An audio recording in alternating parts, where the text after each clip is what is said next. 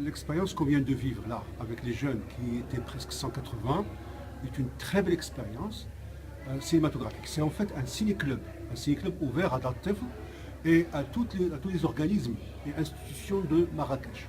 Et là, on a vu une diversité donc, du public, une diversité des âges, une diversité donc, du niveau culturel et une diversité donc, des interventions et de l'affect.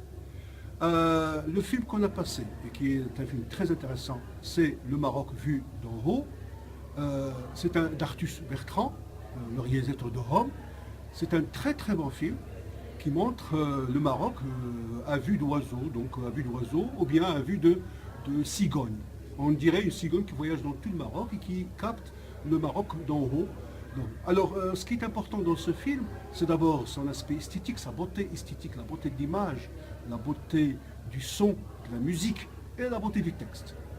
C'est un film méditatif, contemplatif. Il n'est pas du tout touristique.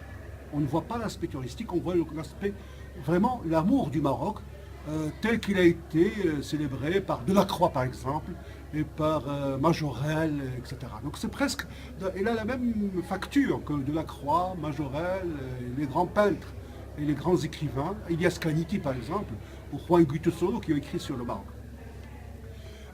Voilà, donc le film est très fort à différents niveaux, on ne s'ennuie pas du tout. Et ce qui est encore beaucoup plus fort dans le film, et beaucoup plus important, c'est qu'il a insisté sur la diversité du Maroc. Diversité culturelle, diversité géographique, diversité ethnique, diversité climatique, diversité alimentaire, diversité religieuse. Il a insisté sur ce type de diversité et c'est vraiment la grande richesse. Le Maroc est une mosaïque et c'est ce qui fait sa grande richesse. Sa richesse à la fois au niveau de la paix, c'est le seul pays où on puisse rêver de paix. Il ne pourra jamais avoir de guerre, il ne pourra jamais avoir de grands conflits au Maroc, parce qu'il est basé sur la diversité, sur la tolérance, sur l'autre, sur le vivre ensemble. Et puis, la diversité culturelle et la diversité, disons, cultuelle sur laquelle il insiste, permet de dire que le Maroc, c'est une mosaïque qui est capable de durer le plus longtemps possible, au ad vitam aeternam. C'est une mosaïque qui dure longtemps, qui ne cessera jamais, et qui est un modèle. Alors le Maroc, tel qu'il est présenté dans le film, est un modèle, aussi bien pour la Méditerranée qu'on le veut ou non. N'en déplaise aux pays du Nord. C'est un modèle pour l'Afrique, c'est un modèle pour le monde arabe. Alors, voilà, ça c'est le film. On a vu plein de choses. Avec les élèves, on a essayé de dégager ces aspects. Les aspects de diversité, les aspects de grandeur du Maroc, les aspects de splendeur du Maroc, les aspects de... Oui, justement, l'un des aspects sur lesquels j'ai insisté avec les élèves, c'est celui des femmes qui ont bâti le Maroc. On a parlé de Zineb Ben Zawiya, de Fehiya, de Leila Sinemani. Regardez, il a brassé toute l'histoire du Maroc à travers, à travers la diversité de ces femmes et à travers la force de ces femmes qui l'ont construit, qui l'ont bâti et qui l'ont généré. Voilà, donc avec les élèves, on a eu donc un débat très riche. On voit bien que les élèves ont bien capté l'essentiel, ils ont bien senti de quoi il s'agit, et je suis sûr que le choix du film va les aider à mieux comprendre leur cours de géographie. Et justement, c'est ça l'objectif. L'objectif, c'est de les aider, de les accompagner dans leur cours par un cinéma qui leur donne à la fois du plaisir et du savoir.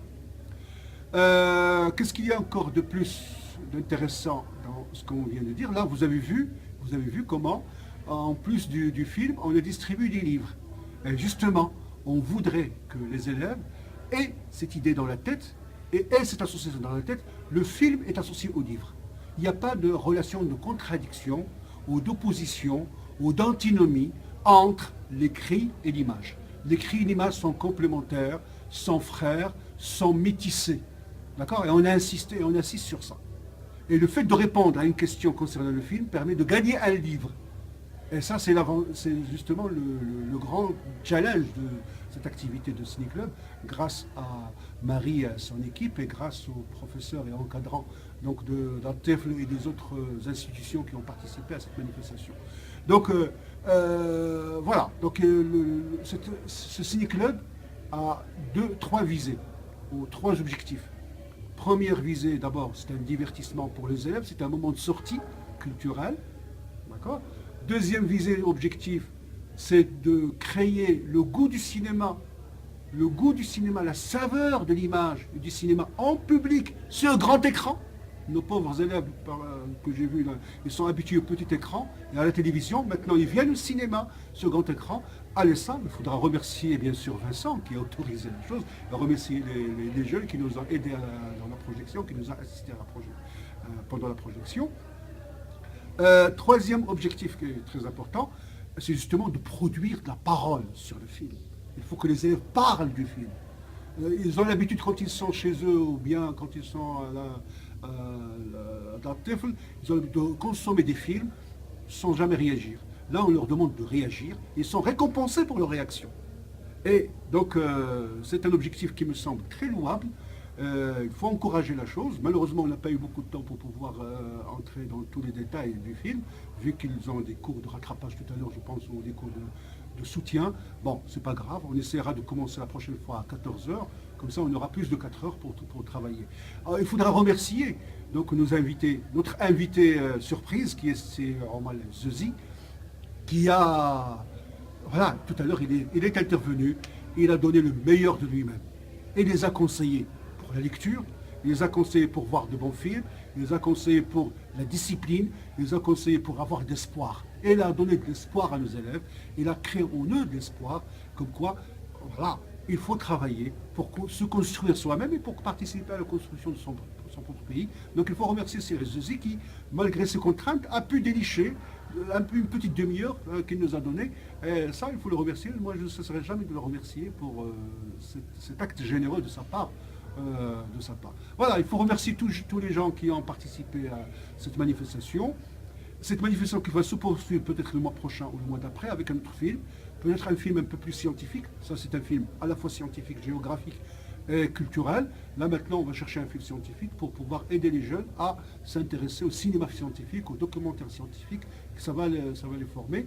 Et puis, il faut vous rappeler une chose très importante, c'est que on a demandé aux jeunes de préparer donc, un film pour la fin de l'année au concours, enfin pas au concours, on va faire un mini-festival de TEFL qu'on va faire ici à l'ESSAV avec des professionnels dans le jury et on va choisir les 10 meilleurs films faits par les élèves de TEFL et des autres institutions.